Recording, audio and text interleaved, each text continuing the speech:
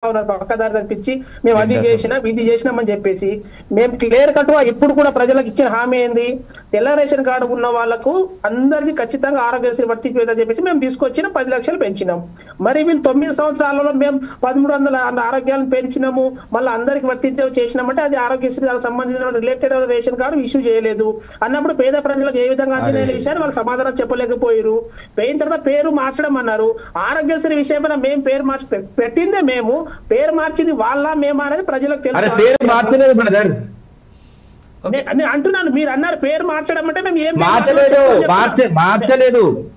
మీరు అన్నారు ఆ విషయం, మీరు అన్నారు పేర్లు మీరేంటున్నారు మార్చిల్లు అని.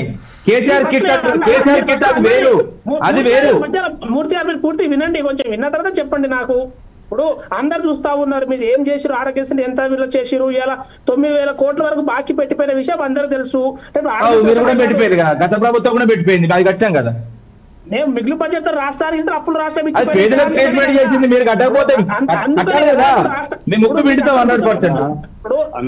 ఇద్దరికి చర్చను డైవర్ట్ చేయకూడదు అన్న. ఆరోగ్యశ్రీ పథకం ఏదైతుందో దాని గురించి మాట్లాడమని చెప్పండి. గత ప్రభుత్వం అయిపోయింది కదా, ఇంకా ఇప్పుడు ఆయన ఏం చేస్తారో చెప్పానండి. గది గాని ఇప్పుడు పరిస్థితులు బాగాలేవు, ఆసుపత్రిలో గొగ్గోలు పెడుతున్నారు, పేదలకు ఇబ్బంది అవుతున్నది. మధ్యలో డిస్టర్బెన్స్ ఉంటే మేము చెప్పిన మాటలనే నెరవేరుస్తున్నాము. 10 లక్షలు పెంచింది ఇప్పుడు మీరా మేము అనేది ఇప్పుడు తెలియదా? తెలంగాణ రాష్ట్ర చెప్పండి పెంచింది కరెక్టే కదా, ఇప్పుడు ఏం చేస్తారు చెప్పండి. ఇప్పుడు ఏదైతే మీరు కార్పొరేట్ విద్యా వ్యవస్థ అన్నారో, కార్పొరేట్ ఇప్పుడు మెడికల్ కాలేజ్ అన్నారు, మెడికల్ కాలేజ్ ఉన్నట్టు టీఆర్ఎస్ నాయకులదే, అది కాంగ్రెస్ వాళ్ళకి ఎవరిదైతే లేదు. మీరు అన్నట్టు ఇప్పుడు దాంట్లో అప్పుడు ఎన్నిసార్లు ధర్నాలు చేసి road medical college government medical college brother, ఇది మీకు అసలు అవగాహన లేని వాళ్ళ బిల్తే గిట్టే ఉంటది. అవును, గవర్నమెంట్ మెడికల్ ఏంది, ప్రభుత్వ ఆసుపత్రిలో మెడికల్ కాలేజ్ ఓపెన్ చేపించి కొత్త brother you do not have any common sense and common knowledge about medicine and medical. మీరు మూర్తిగా చెప్తా వినండి, మెడికల్ కాలేజ్ ఎన్ని కట్టారో కూడా చెప్తున్నాను లెక్కలతో. అరే గవర్నమెంట్ మెడికల్ కాలేజ్ బ్రదర్, అక్కడ మినిమం ఎంబీబీఎస్ అయితే 850 ఉండే, మేము 4000 చిన్నలు తీసుకుపోయినాం. గవర్నమెంట్ కాలేజీలు అవి, ప్రైవేట్ కాలేజీలు అవి చెప్తే అవి వేరే ఉన్నాయి, మరి అవి లెక్క వేరే వస్తుంది, అది వేరే ఇది వేరు. ఇప్పుడు ఒక మెడికల్ కాలేజ్ కట్టాలంటే దానికి ఎంత పెట్టాలి? ప్రభుత్వ ఆసుపత్రులు కూడా ఓపెన్ చేసి మేము మెడికల్ కాలేజ్ కట్టేసినాము, జిల్లా కూడా శాంక్షన్ చేసినాము. మెడికల్ కాలేజ్ కట్టినాం, మేము ఆల్రెడీ కట్టినాము, ఇనాగ్రేషన్ అయింది, స్టూడెంట్ చదువుతున్నారు, ఆల్రెడీ పాస్ అవుట్ అయిన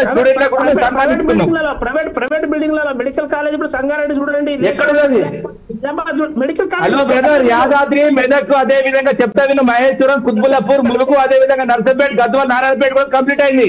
అవి గవర్నమెంట్ హాస్పిటల్ కూడా కంప్లీట్ అయినాయి మీరు వచ్చిన తర్వాత. అంటే మీరు దాన్ని ఇనాగ్రేషన్ చేసిళ్ళు, అవి మేము చేసిన పనులు మొత్తం కంప్లీట్ అయిపోయినాయి. దానికే చెప్తున్నా, మేము కట్టేశాము, మేమే కట్టేసాము, వాస్తవము. ఒకసారి భీమరావు నాయక్ గారు తెలియదండి. ప్రైవేట్ కాలేజీలు మెడికల్ కాలేజీ ప్రైవేట్ కాలేజీ అనుకుంటున్నాడు మిత్రుడు. రామ్మూర్తి గారు ఏ కాలేజీలు కట్టారని చెప్తున్నారండి? జనగాంలో కేవలం ఒక షెడ్ లో జరిగింది, ములుగులో ఇప్పటిదాకా కాలేజ్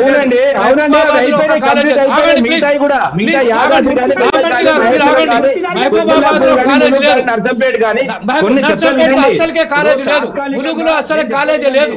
అడ్మిషన్స్ అయినా ఈ రోజు 23 కాలేజీలకు ఎన్ఎంసీ నిరాకరించింది, ప్రైవేట్ ఎన్ఎంసీ నిరాకరించింది వాళ్ళ అడ్మిషన్ ఇవ్వడానికి.